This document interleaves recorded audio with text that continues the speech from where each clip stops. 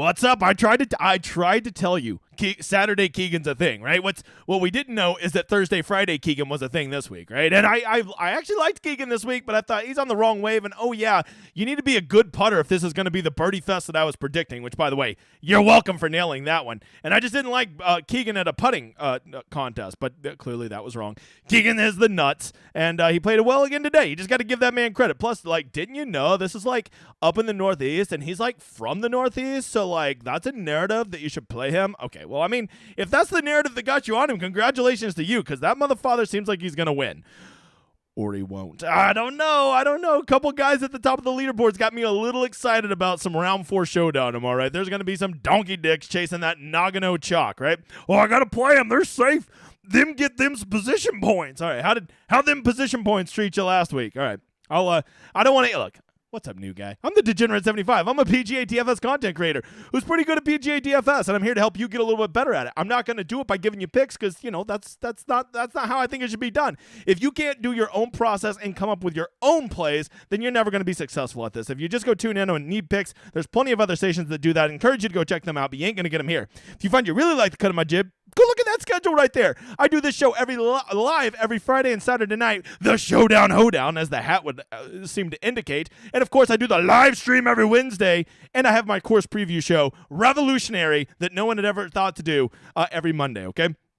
Check all those out. When it comes to PGA DFS, you will never beat a bigger tryhard than this guy. If you're here for some Underdog pick'ems, I will have them, which, by the way, if you did not win an Underdog pick'ems today, you need to go crawl under a bed because that was some of the easiest Print Fest money I have ever seen over there. It was a piece of cake today. Literally just told you to take the over on birdies, and even the slapdicks managed to find 5 birdies today. If you're like, hey man, I kind of want to try out your site, but I don't pay no money. Well, just sign up for my newsletter right here, which is in the description of this video. The editor will give you a free week on the website. Just simply let us know that you signed up. We'll get you signed up, and it's a great time because if you don't know, golf is kind of king right now in June and July. And lastly, if you've heard that I am not a poor, which by the way, can I just say this? It amazes me how many people don't understand this. When I tell you I'm not a poor, that has nothing to do with how much money I have. A poor is a financial state of mind, not how much money you have sitting in your bank. And I am not a poor. So that's why I give away a lot of tickets. Not only do I build the tickets with you guys, I'm giving you my time, I also pay for the tickets and split the winnings with you. Ask my dude Cody Berry that we split $25,000 about 3 months ago, okay? So if you want to win one of those tickets, well, there's 2 ways you can do it. First of all, I've got all my Twitter people that gave me a retweet today. I'm going to draw them. You can ask a question in the chat. Please try to keep it to 2 questions. The number of questions is getting overwhelming. And if you want to, I'm going to do one for Wednesday night stream in the comment of this video, right? I know we're watching a live stream, but if you go put in the comments of this video who you think's the play tomorrow, I will give you a name in the drawing Wednesday, okay? We'll do another wheel. There you go. Let's talk about the course today, if you even want to call it that. This course, it's exactly what I told you it'd be. It's a birdie fest with the soft conditions and this good of a player field. They were going to kill this course. There was no doubt about it. And this winning score is definitely going to be past minus 20, just like I told you it would be. Even though I think the lowest winning score ever here was minus 19. Maybe it's lower, but all the years I looked at, minus 19 was the lowest I saw. So they're tearing this place up. And should we expect them to continue to tear it up tomorrow? Yes, because they got plenty of rain this morning. And if you don't know, rain makes a course really soft. And yes, we'll see the weather here in a minute. It is going to get a little toastier tomorrow and a little breezy, but not enough to make these greens not super soft and receptive. And when you have soft, receptive greens with badass players, that equals a lot of birdies, Bob. So tomorrow, it's going to be a very unique showdown strategy, okay? It is not going to be our typical, I've got to play Nagano up top because I need those position points. If there's ever a day to fade position points, it is tomorrow. But we'll talk more about that in a minute. First of all, let's get over to DraftKings. And let me just go ahead and tell you, this blew my mind. I got a message from a dude. And where am I at here? Round 4.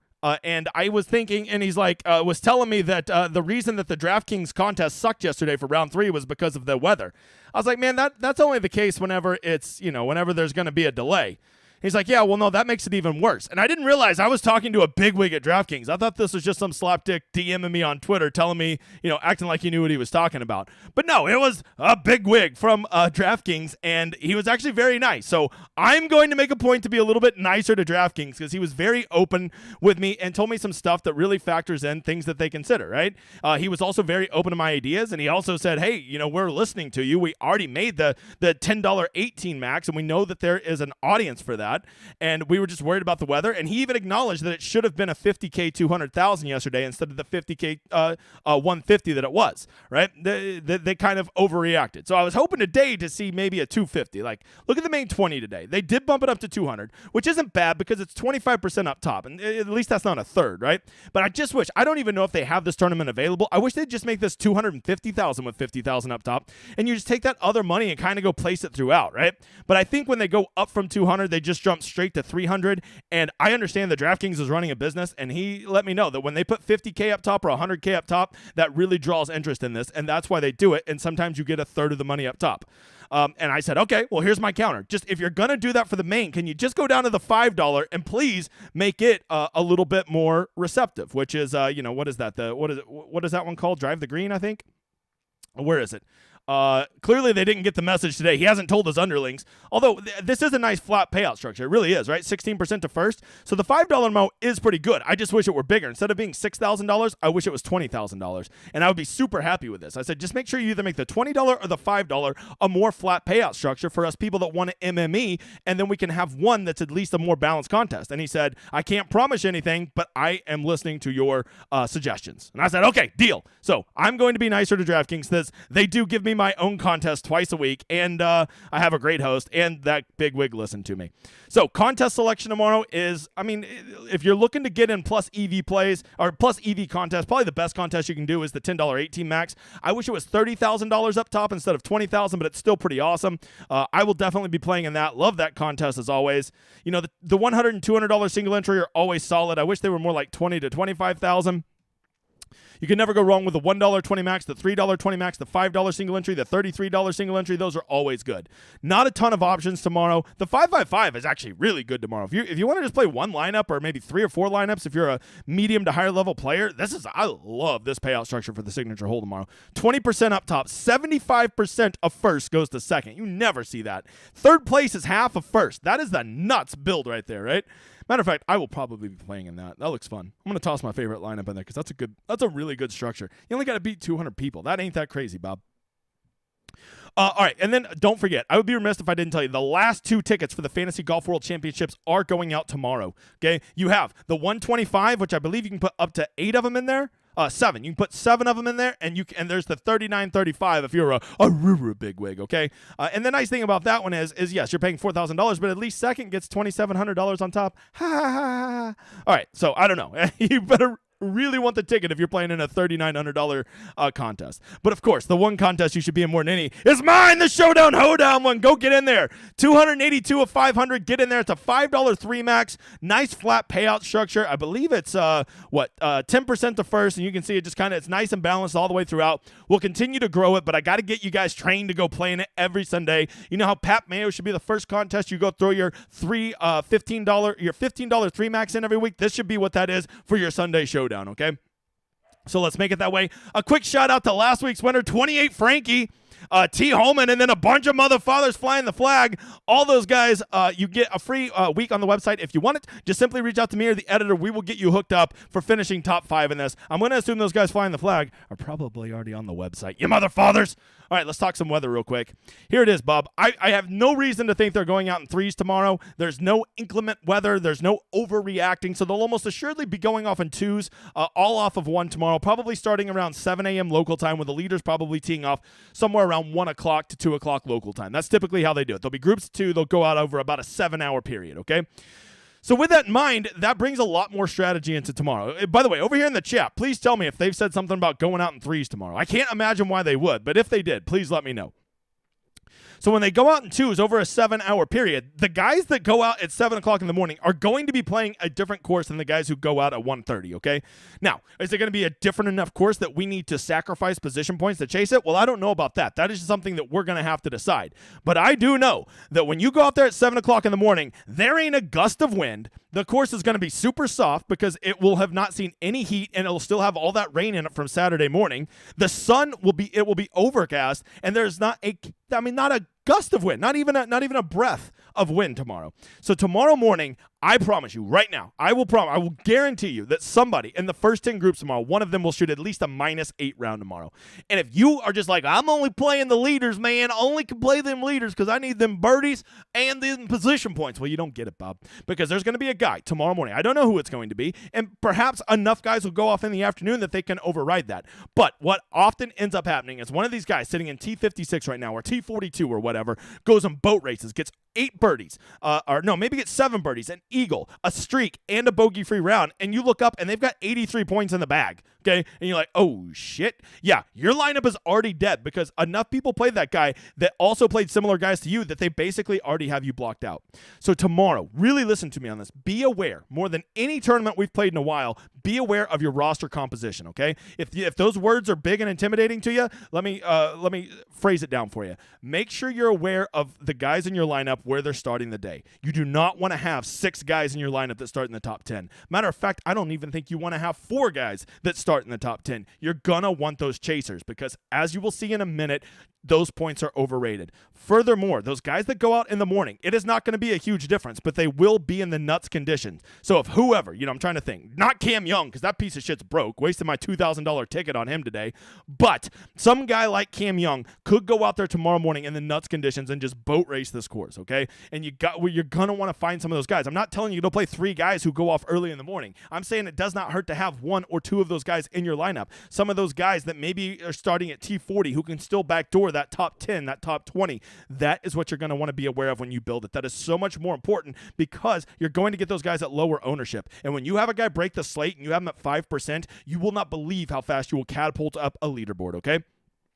We'll talk more about that in a minute. But to make all these lineups, you know what you need to do? You need to come over here to the solver. Get it clear. The solver is its own thing different from me, right? I load my projections for round 1, round 2, round 3, round 4, and for week long on there, right? You go get the solver. My projections will come on there so long as you use my landing page. But when you sign up at my website, you don't get these. You can have my projections, but you don't get the solver. They're 2 different things. So if you don't want my website and you just want the solver and with my projections, you simply just go load this page right here, sign up with the Showdown Hoedown, and you'll get my projections so long as you use my landing page, right? If you don't give a shit about the solver, you just want my website, you want to use a different optimizer, well, you just come over to my website and I post all of my projections there, right?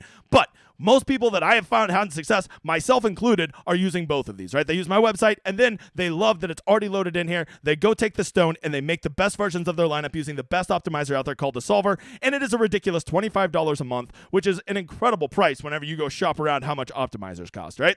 So I encourage you to check it out. Just make sure when you do, you use that Showdown Hoedown symbol. All right, here is, I've done this 100 times, okay? This is the points, okay? So many people don't understand round 4 scoring. Yes, there are position points. You see them right there, but it's not your same points that you get at week long. Week long, it's like 30 points to first, 20 points to second, 18 to third, and it kind of goes down like that. First place gets 13 points. Is that nice to have? Yeah, it is. 13 points is more than 2 birdies, right? That's a lot, okay? But you also have to remember that the guy who gets second gets 10 points, right? So let's say you pick a guy who starts in second, which I believe is Chez Reavie now, right? It's hard to tell. I couldn't see his face with how big that hat is. So Chez Reavie starts in second. I got to play Chez. He starts in second. I need them 10 points. Well, first of all, you ain't getting those 10 points unless he finishes there, right? So let's say you play Chez Reavie tomorrow, and he does fine, okay? He makes 5 birdies. He makes a bogey, no streak, no bogey-free round, and he gets you 41 points, right? Because, he probably, those 5 birdies are going to get him some points. Those pars are going to get him some points. And let's say he still manages to finish second, shooting that -4 tomorrow. There's going to be a guy that's going to start in 40th place tomorrow, and he is going to boat race and make 9 birdies, a bogey-free round. He is going to have a streak, and he's going to have everything you need, and he's going to move all the way up to 20th place and only get 4 position points. He will outscore Chez by something in order of 20 points. Okay, because even though they were the exact same price, him getting all those birdies and moving up is so much more important than Chez just sitting there having a solid round at second place. Okay. Oh, and there's this thing called Chez Reavie sucks, and he's going to be nervous tomorrow, and he is not going to play like the little god with a big hat that he is. Okay, so be aware of that. Don't fall into these Nagano traps. If you think Keegan Bradley is untouchable, if you want to play a 52% on Keegan Bradley tomorrow because he's definitely going to win, well, then you don't know Keegan Bradley. Could Keegan Bradley win tomorrow? Yes. But I would say there's a much more likely chance he implodes. And if he just plays average tomorrow, let's say he shoots a -2, right, and still finishes second or third place, you're probably thinking, oh, that's still pretty good. No, it won't be, because you will have a guy that got you 38 points in your lineup when everybody else is scoring in the 50s, and you'll already be dead. So I am warning you, do not play these guys at the top of the leaderboard thinking that you're getting their position points. You only get that if they finish there. And furthermore, the difference between second place and 20th place, look at this. 20th place gets you 4 points. Second place gets you 10. The only difference between that, one mother, father, birdie. A birdie is worth 5.75. You see it right there. Now, all of a sudden, they're almost exactly a wash because of one birdie. And you're going to go chase all those points. And you're going to play Chez Reavie at 38%, whereas this guy down here that backdoored you to top 20, you got him at 4%. Play the game. I'm not telling you to fade all the chalk. I'm just telling you to fade that donkey dick chalk up top, or at least be open to the idea. If your lineup starts Keegan, Chez, good luck to you, brother. That is position points. You have to understand that at a birdie fest, this ain't the U.S. Open tomorrow, okay? There's going to be birdies galore tomorrow. They're going to be birdieing all over this place. There's going to be streaks everywhere. There's going to be bogey-free rounds tomorrow. Those little position points don't make a dick of difference in the grand scheme of things tomorrow. Yes, you're going to want the winner. Yes, you're going to want some guys that move up and get you that 5th place, that 6th place. That's great. But if you're taking guys that finish 5th or 6th place and they only shot a 2 under for the round, it ain't going to make any difference. You need those guys that shoot a 7 under and get you those 5th place points. Those are the guys you need that will win you a GPP tomorrow. And if you're not trying to win a GPP, then why the hell are you watching this show? All right, from there, let's get over to the player stats and see who are some guys that we could possibly target tomorrow, a.k.a. Keegan Bradley, the God. All right, so first of all, I think you always want to go look at ball striking. Justin Thomas seemed like fool's gold today at 7,500. I was so sure he would suck today, and he didn't. There you go. Justin Thomas, he broke my rule of he always sucks after a good round. So kudos to Justin Thomas. I would definitely play him again tomorrow. He'll never let you down. Hideki, man. Hideki did this last week, man. Just ball striking, ball striking, ball striking. He is right there in perfect stalking position, though, at T15. He's one more good round away from, getting that backdoor top 5, right? Keegan Bradley, man, just impressive. Guy's playing so good right now. It's crazy. Old Scotty Scheffner getting it together. If you don't think Scotty Scheffner can still backdoor a T2, you don't know Scotty Scheffner. Rony Renow. Ooh, my gosh, look at that ball striking and no putting. All right, well, Saturday Tony is a thing. You got to remember that. Oh my gosh. Old Patrick Neckbeard. I played him today. He was my one bright star. I knew that Neckbeard was going to tear it up. But sadly, I knew Cam Young was going to tear it up, and I was only right about 50% of those. Let's see. All right, anybody really kill it on approach? Wow. Corey Connors. Very impressive. Ooh, Ryan Palmer, huh? Okay, go on. Who else? Eric Cole. My God, man. Eric Cole is the perfect Ori Cook guy tomorrow, right? Eric Cole was terrible today. He could never do good tomorrow. Or he could. I'm just saying, don't overreact to a bad round. Man, Ricky Fowler is playing so good, but I don't know if I can get on board with 6 strokes short game. My God, man. My God. Nick Hardy could be sneaky. All right. Anybody kill themselves off the tee but were otherwise good? We already looked at Eric Cole. Brian Harmon, the Hobbit. All right. Maybe he gets that. Maybe Middle Earth. He no longer has to take out Mordor anymore, and he can focus on his driver tomorrow. I don't know. I'm just giving narratives. David Lipsky. Okay, I'm not playing David Lipsky. Michael Kim. Okay, Michael Kim. Pretty nice there. Ryan Palmer again. All right, anybody kill themselves on or around the greens? Davis Riley, man, that guy has got to be the most bipolar dude on tour. You give me a guy that has more sky high nuke rounds and then just bottom of the barrel. How are you on the tour rounds? Let's see. Anybody on here? We already talked about old Corey Connors, Kelly Craft, mac and cheese. Let's go. Tom Kim was so bad today. You can't play him tomorrow. You could never play Tom Kim tomorrow. Okay, you never could. He did terrible. He could never do good tomorrow. Or he could. Let's see. Anybody else? Shane Lowry, not good putting and around the greens. Good ball striking. Shane Lowry will be 2% owned tomorrow, okay? So there's a guy, if you're feeling jolly, go play him. All right, there you go. That's some guys to consider. Kevin Yu, not great today. From there, let's talk about roster construction. I think that you want to be aware of these guys that are up here, right? I think that a lineup that starts with 2 or 3 guys in the top 10 makes sense. And almost everybody, and I mean almost everybody, will start their lineup with either Keegan or Chez or both. So if you want to be different right there, just play neither one of those guys, and now you can legit play anybody you want, and your lineup is going to be vastly different than 90% of people. Because everybody's saying, well, one of those two is definitely going to win. They're definitely going to win. That's your answer? Okay, I'll take the whole field. You take Chez and Keegan. Let's bet some money. Look, even if they do win, there is a chance that they could both just shoot average rounds tomorrow and they won't even be close to a nuts type lineup, right? So if you want to play one of them, I get it. I really do. They probably are the two most likely to win because they're just so far out in front of everybody. But if you're playing a big field GPP, something with multiple thousands or tens of thousands of people, I think you need to be open to the idea that these two guys in the final group tomorrow are going to wilt. Okay, that is a normal thing that happens. Or maybe not even wilt. Maybe just play, just average. Just play average golf, and all these other guys will go reel them in, right? That is a distinct possibility. And if those two guys spin their wheels, or they do blow up, legit, something like 70% of lineups will be dead right off the bat. Right off the bat. So now you're only playing 30% of lineups if just two, one below average golfer, Shez, and one slightly above average golfer, Keegan, just have average or below average rounds, right? You already got 70% of the field blocked out, right? I'm not saying like we're hoping that Cantlay or Scheffler or these really good talented golfers are going to have a bad round. I'm just saying these slightly above average and below average golfers have bad rounds. That is quite normal thing to expect from these guys. There is this thing called variance at golf, and when you're a bad player, there's a lot more variance.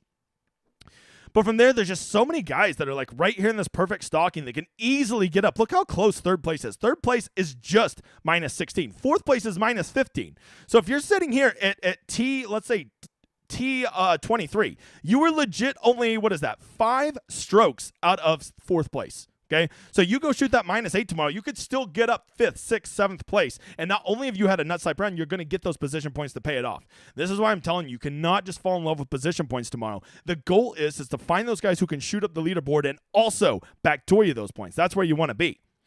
Are there any unplayable guys tomorrow? I mean, I would not play Ryan Blom or Andrew Landry or Cam Young because that motherfather's. Actually, you know what? He actually did okay on approach. Look at that, -5 short game. We call that the big guy mush is what we call that.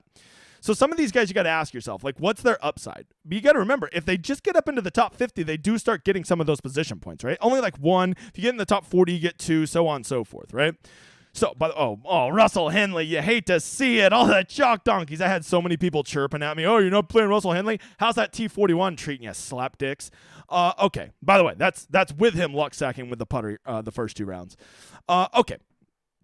So, who am I not playing? These guys down here, you really got to wonder what their upside is. I like guys that worst case scenario can still backdoor T25, which right now would be right at about -9. So I guess guys starting probably all the way down to about the -4 range with a ceiling type round could still probably backdoor top 25. So those are guys I would be open to. The last thing to consider, any guys that are coming off nuclear hot rounds, I want to fade. Ricky Fowler coming off a nuclear hot round does not bother me. He's an incredible golfer. I think he is back. I truly think that. Patrick Cantlay is an incredible golfer. Yes, he's a neckbeard, but he's still an incredible golfer. Neckbeards can be good at video games and golf. That's their 2 things. Justin Thomas, great golfer. Shez Reavie, Callum Tarrant. By the way, Callum Tarrant was in my lineup today. If you weren't over on the stone, Callum Tarrant was like the sleeper of all sleepers. He is a nuclear hot guy. I will die on this hill. Callum Tarrant is my showdown. I will never play him at week long, but God, I love that guy at Showdown. Too bad I played Cam Young, huh? And Victor Hovland. Got Cantlay right at least, and I got Callum Tarrant right. Wong. Let's see. Who else do we got? If you want to chase these ceiling rounds from Smalley and Harmon, go ahead. But I just worry that like those guys are not as likely to replicate those. So that's just something that I keep an eye out for, okay? That's up to you. Ludwig Aberg. All right, is this guy a golfer? I'm keeping an eye on him. I have him in some week-long lineups. I don't know. You got to like his numbers. He's kind of good at everything except putting today. Bogey-free round, -5. You got to love it. Hey, you want to know some good round 4 scores? Well, let me tell you. I'll tell you that just in a second. Come check out DGen75.com, the fastest growing community in PGA DFS. It has everything you need. The best thing I can tell you, it's a great community, okay? I got 3 rules, and basically it comes down to don't be a douchebag, okay? Because if you've ever been on a Discord, you know it's full of douchebags. Not in my world, brother. I will boot your ass because I ain't trying to chase every dollar. Furthermore, I have the best tool in all of PGA DFS called the Rosetta Stone. Look at that. We got the Approach series. We now have the Putting series. Thank you. Pat Mayo's a genius. And we have all the things you need to know to make the best informed decisions. Does it tell you who to play? No. But if you know how to read it, it will tell you who to play. I hope you get that, new guy.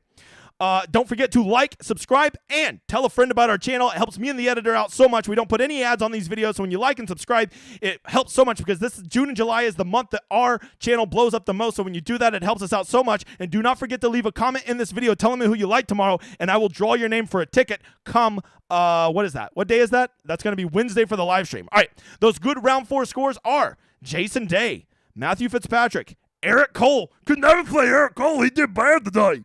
Wyndham Clark. Those are some guys right there that nobody's going to be playing tomorrow, and all of them have been really good round 4 scores over their past 12. If I'm playing pick'ems tomorrow, which I did today and was very, very good, I am definitely looking at overs on birdies again. They're going to roast this course. Problem is I think Underdog's probably tired of getting run over on this, so they're probably going to start putting birdies at 5.5 or 6 for a lot of these guys. So maybe look for some guys going out early and try to get the guys that are going to be at 4.5 birdies. The over on 4.5 birdies is kind of the nuts.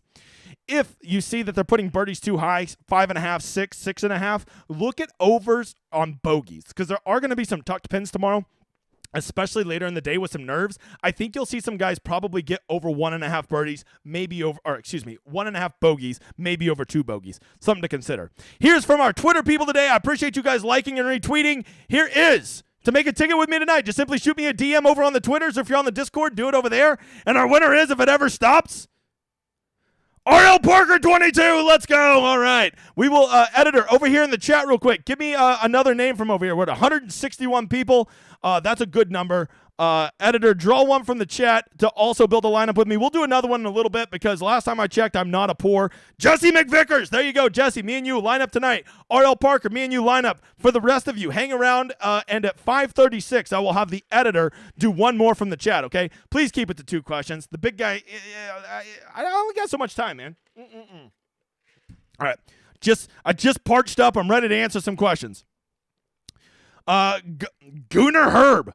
On Mixer. I've just joined him on 400 on 5 entry, partially thanks to you. Hey, I will partially take credit. No, it's all you, man. I'm glad you're there. Glad you're enjoying it. Glad to see you getting some results. Remember, guys, this is a big thing. This was something I was saying yesterday on the stream. If you were viewing PGA DFS as, there's an edge today and I didn't win, I suck at this. Dude, you got to stop being so result-oriented, okay?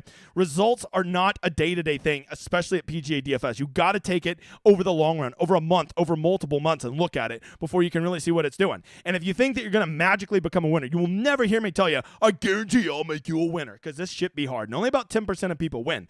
But what you don't know is about 50% of people can become sustainable players long enough for them to hit that really big GPP, and that's what I really want people to do, is learn how to become sustainable players, quit dicking off their money on bad contests, dicking off their money paying the rake, eating all the chalk, and give themselves a chance to sustain their bankroll long enough until they do hit that magical lineup, which if you're doing things right and you do it long enough, eventually you will. But you cannot be results-oriented week to week. All right, just looking for questions here. Tom Kim, not good. Not a good day for the Chalk Donkeys. Tom Kim, Russell Henley, real tough out there for the Chalk Donkeys. Probably going to take minus 25 or 26 to win. Which of the big names could you see giving it a run tomorrow? Great question, man. All right, so if somebody outside of Shez or Keegs isn't going to win tomorrow, I mean, obviously, I think Cantlay, Thomas, and Denny would be my top 3 that I think could do it. And you're like, wait, Adams, I just like Denny on a bounce back. Adam Scott, he just makes too many. Even when he plays well, he still manages to find bogeys, right? So I just don't think that you're going to have to get to 24 probably. I could see Denny shooting a -9, Justin shooting a -10, Ricky shooting a -9, Cantlay shooting a -8. So if you got to get to 24 to win, that would be I guess Scheffner. Scheffner could shoot a -10 too, right? So that'd be the guys I could see getting to 24. When whittling down your player pool and deciding factor for players getting cut. So, yeah, that's a great question because, I'll always have more players than I end up finalizing it with. So the biggest thing I look at whenever I'm trying to whittle it down, like last night, I had around, 18 players, and I wanted to whittle it down to 12 just for my handful of lineups. And what I really started looking at was historical round 3 grades and their true approach, right? If somebody had negative true approach, which takes out those outlier shots, I basically kicked them out because approach to me is the thing that carries over from round to round more than anything else. And I don't want to play a guy coming back off of a bad approach round, right? Why was I so hard on fading Russell Henley yesterday or for today at round 3 showdown? Look at this. His good approach was only 47% at round 2. His true approach was minus 0.79. That's garbage, right? He got everything done with his short game, and he wasn't likely to have a good bounce back. Yes, he's typically a good round 3 scorer, but not when he's fucking sucking. All right. Is the chaser going to win? I think so. I don't think one of those top 2 wins. That's my spicy take. There you go. Who's your pick to win? You know what? I'm going to die on the Denny hill. Okay, I'm going to die on that little short hill, little tiny hill. No audio? I'm pretty sure there's audio, Brett. Turn on your mic, you donkey, or your headphones. You know what I mean. Putting contest for Birdie Fest or bad tournaments. Anyone agree? I hate Birdie Fest, man. It's like no fun. This is no fun. You got so many, you look at your lineup like, oh shit, everybody in this lineup shot -4 today. Oh, I didn't even min cash. It's just so stupid. Like, it's not even fun. I hate Birdie Fest, and I knew this week was going to be a Birdie Fest, and when it's a Birdie Fest, first of all, Birdie Fest allow almost every player to compete, so any edge that exists at week long's almost gone, because almost any slapdick that people pick is going to be just as likely to make the cut and get a good outcome as any good player, right? That's just what happens at Birdie Fest. The difference between the best players in the PGA and the middle of the road players is almost nothing at easy courses. Where the difference really comes in is at tough, difficult conditions. That's where the cream of the crop really rises. Have you ever had a tournament you can't get the right player pool for it? Kicking the nuts each week, I've started to legit pick a handful of players that blow each day. Yeah, I mean, that you're always going to have that, and that's why I tend to err on the side of I never like to just make 5 or 10 lineups. I usually like to make 50, 100. So even when I have those bad players, because you're always going to have some grenades in your player pool, at least when I have enough lineups, there's going to be some that don't have any of those assholes in it, right? Keegan Fade, it makes a lot of sense, Dicehawk, but it also makes sense to play him. I think you just don't want to. Play him and Chez together. That'd be my biggest piece of advice I could give you. If you guys want to play Keegan and Chez, I get it. I really do. But I just, I hope that's like some single entry bullshit you're playing, because you're playing like a wiener to try to win a big GPP. JT's going absolutely pin seeking tomorrow out of his funk. I mean, Ben, I think I'm back on the old JT bandwagon. I'm mad that he was my final cut at week long. I ended up taking him out, but then I guess I put Ricky in, so it wasn't that bad of a pivot. How do you min cash in these Birdie Fests? You have a bunch of guys who shoot -7 every round, and then you min cash. Will Keegan moonwalk tomorrow? I don't think he moonwalks, but I think it's a very real possibility that he could just tread water and a bunch of guys catch him. Any edge of playing early guys tomorrow? You think the course stays soft all day? Yeah, I think there'll be a slight edge for the morning guys, but you also got to remember those morning guys kind of are going to quit a lot quicker. So I don't love the idea of building a lineup with 3 early guys. At most, I will cap it at 2 early guys for me, but they will be on a better course. But it won't be like night and day. It'll probably play about a half a stroke to a stroke easier than the afternoon would be my guess. Rory Shore didn't make a 5, that loser. Yeah, Rory. I don't even want to talk about that guy. Can Denny do good tomorrow? I think so. I mean, he could have let that round get away from him today, and at least he kept it at even, right? He could have easily imploded and shot a 4 or 5 over. We call that the Eric Cole. All right. Let's see. All right. Who's the most underrated player heading into tomorrow? Ooh, good question. Let me go look. Somebody who's really underrated heading into tomorrow. Well, I want to say Min Woo Lee, but it seems like everybody's on that motherfather now. A good player, Ludwig Aberg, because we don't know what he is, and he could be a stud, right? He could be the next, Hovland-style player. We don't know. I don't know if he's that good, but he could have that trajectory. I don't know. Tom Kim Sunday bounce back? I don't hate it, Bob. I don't hate a Tom Kim Sunday bounce back. Looking for question marks. Hannah says, who is the guy you can take in the 6th round on Underdog that can get you there? Wow, what a question. Yeah, on the 6th round of Underdog, Hannah, I really like taking, because they don't have position points over there, Hannah, so I really like taking some of these punts, right? Like, let me go find a scrub down here that's ball striking, right? Marty Doe, or Ben Martin, or Mac and Cheese Kelly Craft, or Eric Cole. Guys like that, I think, are all guys you'll probably be able to get in the 6th round. Shane Lowry, you might even be able to get in the 6th round, right? People are like, I ain't playing no Shane Lowry. He eats too many donuts, and he did bad today. All right, who's going to win, Keegs or Shrunken Head Chez? Neither. Did Dick Flower lose his pedals, or will it bloom for victory? I would love if Ricky won tomorrow. Is Justin Thomas fixed? I'm not ready to go there. I need to see it one more day, but I will say I was shocked that he played well today. I mean, shocked. I was so excited about the edge today because I knew Thomas was going to be so popular, and he still got there, so I was wrong, and I'm wrong a lot. That's why I don't give picks, because I'm wrong, just like everybody else is wrong. Was this officially the week to get unbroken unless your name is Cam Young? It feels that way, but here's the thing, Skyman. Whenever we're talking about guys getting unbroken, Birdie Fest always seem to make guys seem like they're unbroken, right? Because it's really hard to find double bogeys at this course, right? Really, it's kind of even hard to find bogeys. So, I'm not even convinced a guy like Jason Day's unbroken. Sitting there in T26, but look, I mean, his approach still sucks. I'm not convinced he's unbroke yet, right? I'm not convinced that Justin Thomas is unbroke. I'm definitely not convinced that Max Homa is unbroke, right? This course can just mask a little bit of that. Tony Finau take all my money tomorrow? Yes, he will. I mean, he actually makes a lot of sense. I think you're going to get him at under 8%. Savoda bounce back tomorrow. Get out of here, Brant. Shut your mouth. Is there a promo code for any discount year-long subscriptions to the solver and your projections? No, you just sign up for a year over there, and as long as you use my landing page, you'll get it. But they don't do the promo code. They just link up to my projections. Good question. Will you be in the hoedown contest? Of course I will. Get out of here with your silly questions. Do you put more emphasis on finishing points? Tomorrow. No, I don't. Probably less than ever, right? Now that this has basically turned into John Deere, of course, I'm going to have some guys that have the potential to go backdoor win, right? But to say, I will probably have a rule that no more than 3 of my guys will start from up here. And I want a lot of these guys in this T12, T18, T15 range, right? Just give me all these stalkers right here from 13 to 9, right? Let's lock them up. They're stalkers. Is there anyone in the game in the last few groups who are not playing tomorrow? I'm going to fade Fowler and Cantlay. Is there one guy in the last few groups that you're not playing tomorrow? Yeah, Shez and Keegan. I mean, that's just YOLO. YOLO!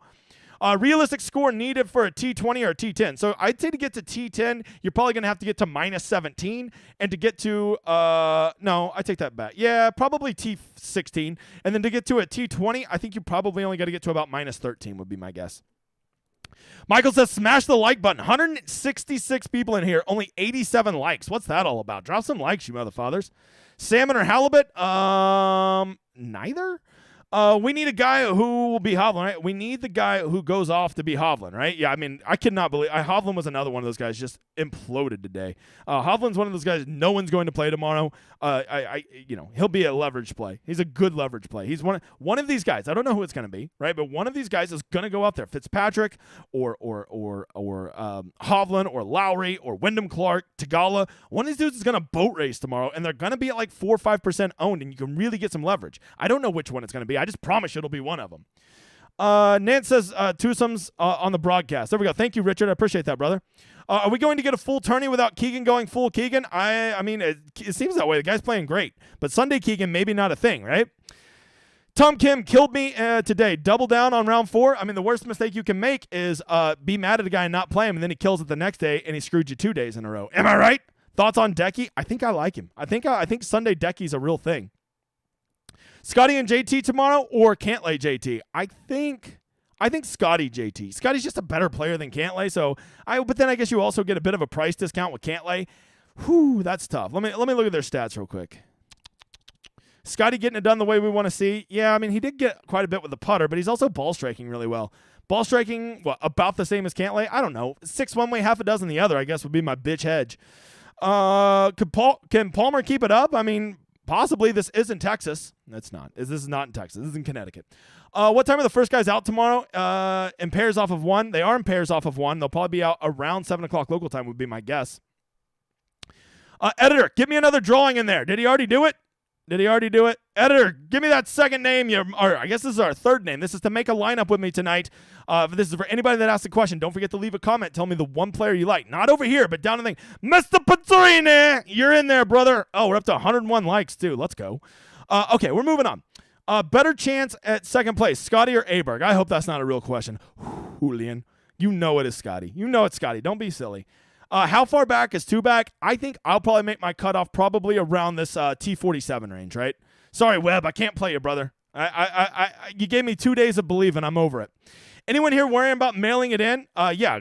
You want to know guys that might mail it in tomorrow? Ryan Blom, Andrew Landry, Cam Young, Riley Davis, Andrew Savoda, 1940s buff fat guy is what we're going to start calling him. Justin Suh, Cam Davis, Brett Stegmeyer, Russell Knox, Tom Kim.